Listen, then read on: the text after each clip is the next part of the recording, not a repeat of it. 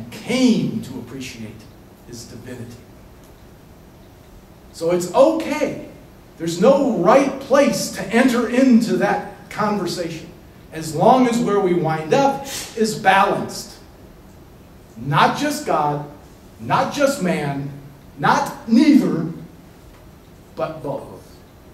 But both.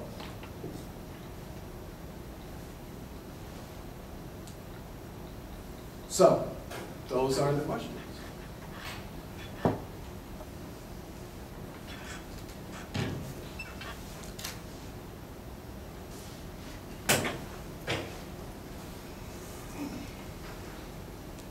With our understanding of Trinity as a community of divine persons, and this community of divine persons is who we are baptized into, that means we take on that communitarian nature. Pope Benedict likes to talk about communio, this communion of persons. So where are we on that experience? Do we tend to be me and Jesus kinds of Christians?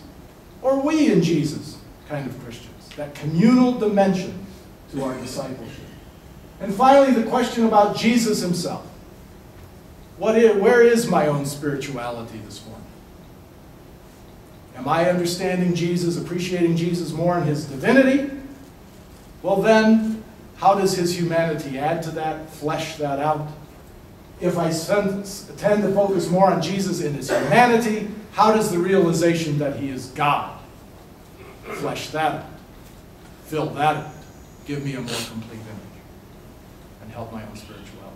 Because if we are rediscovering Jesus, and we call ourselves disciples of this Jesus, followers of this Jesus, not only followers, we've been immersed into his very life, and the life of the Trinity, then this is an important thing for us. Not just so we can imitate him, but so that we can extend his saving into our world.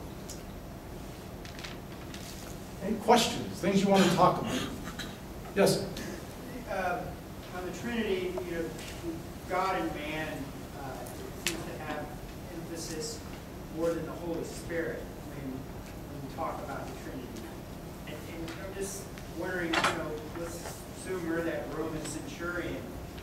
How would that Roman centurion be educated about the Holy Spirit? That's a tough one. And I think part of it is we have a very human need for images.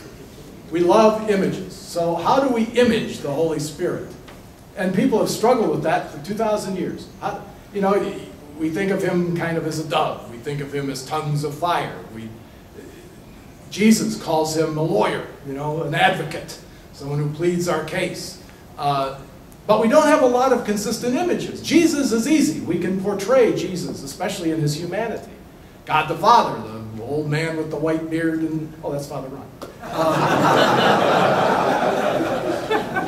But we have images for that. The images of the Holy Spirit are, frankly, they're more dynamic. And I think that's where we enter into this. The role of the Holy Spirit in all of this seems to be one of dynamism. It's what makes things go. It's the fire behind the church. It's the breath of God. That's who the Holy Spirit is.